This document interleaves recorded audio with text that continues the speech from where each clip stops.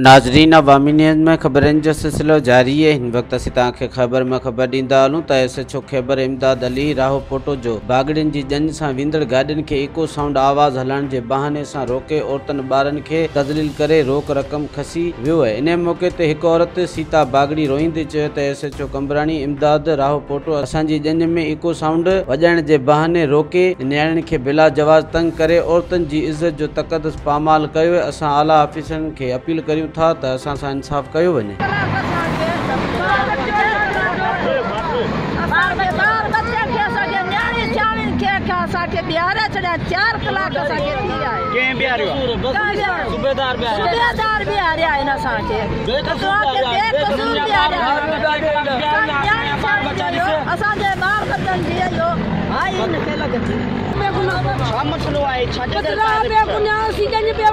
खुशी में उन्होंने सरकार पुलिस वाले सूबेदार भी आ रहे है। पुलिस वाले बार बच्चों कलाक डेढ़ कलाक थी विया सूट पंहिंजी हथ खला था इन थाने में भी आ रहा है। वठ वठा के हथ बजाए सी पैर बजाए असांखे मोकल कोन मिली है।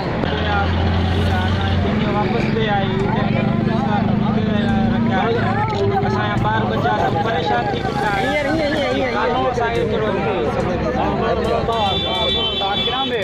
असीं वियासीं टंडोआतम टे कलाक थी विया असांजा ॿार बच्चा कई आहे पोइ बि असांखे न छॾिया आहिनि। असां पैसा पिया घुरनि 2000 ॾिना आहिनि पोइ असां 2000 न ॾिनो आहे। हाणे ॿार बच्चा असां परेशान थी पिया आहिनि। गाॾी असांखे कोन थी आहे। हाणे गाॾी पूरे रखी आहे सोन बि पूरे रखिया आहिनि। हाणे ॿार असांजा परेशान थी पिया आहिनि। असांजो हाणे मदद केरु कंदा। असीं विया आहियूं जिन वठी हितां विया आहियूं असांखे रोक कोन कई आहे।